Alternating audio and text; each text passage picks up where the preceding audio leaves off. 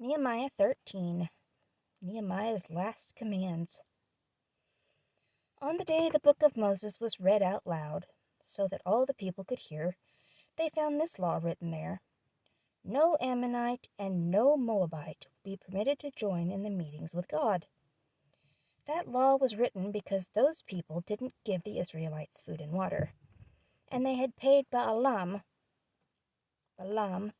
to say a curse against the Israelites. But our God changed that curse and made it a blessing for us. So when the Israelites heard that law, they obeyed it. They separated themselves from the people who were descendants of foreigners. But before that happened, Eliashib had given a room in the temple to Tobiah. Eliashib was the priest in charge of the storerooms in our God's temple, and he was a close friend of Tobiah. That room had been used for storing the grain offerings, incense, and the temple dishes and things. They also kept the tenth of grain, new wine, and oil for the Levites, singers and gatekeepers in that room, and they also kept the gifts for the priests in that room. But Eliashib gave the room to Tobiah. I was not in Jerusalem while all of this was happening. I had gone back to the king of Babylon. I went back to Babylon in the 32nd year that Artaxerxes was king of Babylon. Later, I asked the king for permission to go back to Jerusalem. So I came back to Jerusalem. There, I heard about the sad thing that Eliashib had done. He had given Tobiah a room in the temple of God. I was very angry about what Eliashib had done, so I threw all of Tobiah's things out of the room. I gave commands for the rooms to be made pure and clean. Then I put the temple dishes and things, the grain offerings, and the incense back into the rooms.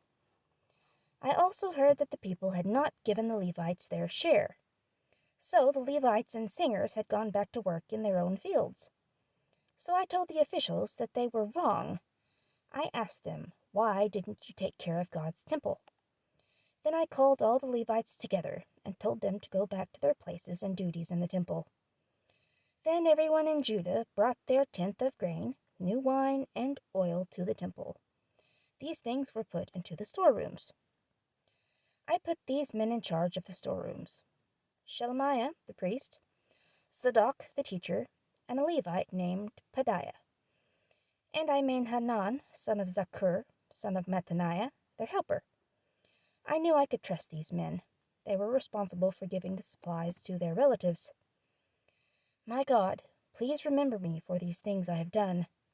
Don't forget all I have faithfully done for the temple of my God and for its services. In those days in Judah, I saw people working on the Sabbath day. I saw people pressing grapes to make wine. I saw people bringing in grain and loading it on donkeys. I saw people carrying grapes, figs, and all kinds of things in the city. They were bringing all these things into Jerusalem on the Sabbath day, so I warned them about this. I told them they must not sell food on the Sabbath day.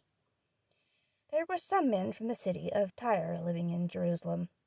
They were bringing fish and all kinds of things into Jerusalem and selling them on the Sabbath day. And the Jews were buying them. I told the important people of Judah that they were wrong. I said, you are doing a bad thing, or a very bad thing. You are ruining the Sabbath day. You know that your ancestors did the same things.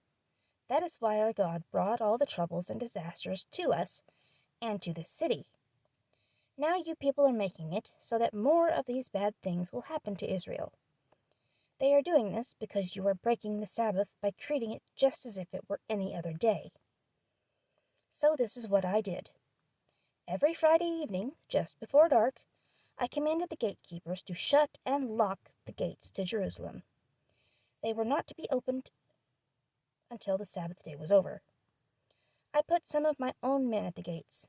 They were commanded to make sure that no load was brought into Jerusalem on the Sabbath day. 1 or 2 times, traders and merchants had to stay the night outside Jerusalem. But I warned them, don't stay the night in front of the wall. If you do that again, I will arrest you. So from that time on, they didn't come on the Sabbath day to sell their things. Then I commanded the Levites to make themselves pure. After they did that, they were to go and guard the gates. This was done to make sure the Sabbath day was kept a holy day. My God, please remember me for doing this. Be kind to me and show me your great love. In those days I also noticed that some Jewish men had married women from the countries of Ashdod, Ammon, and Moab. And half of the children from those marriages didn't know how to speak the Jewish language. They spoke the language of Ashdod, Ammon, or Moab. So I told the men that they were wrong. I said bad things to them. I hit some of them, and I pulled out their hair. I forced them to make a promise in God's name. I said to them, "You must not marry the daughters of these foreigners. Don't let their daughters marry your sons, and don't let your daughters marry the sons of these foreigners. You know that marriages like this caused Solomon to sin. In all the many nations there was not a king as great as Solomon. God loved him and made him king over the whole nation of Israel. But even Solomon was made to sin because of foreign women. And now we hear that you also are doing this terrible sin. You are not being true to our God. You are marrying foreign women." Joiada was the son of Eliashib, the high priest. One of Josiah's sons was a son-in-law of Sanballat from Haran. I forced him to leave this place. I forced him to run away. My God, punish these people. They made the priesthood unclean. They treated it as if it was not important. They did not obey the agreement that you made with the priests and Levites. So I made the priests and Levites clean and pure. I took away all the foreigners and the strange things they taught. And I gave the Levites and priests their own duties and responsibilities. And I made sure that people will bring gifts of wood and the first part of their harvest at the right times. My God, remember me for doing these good things.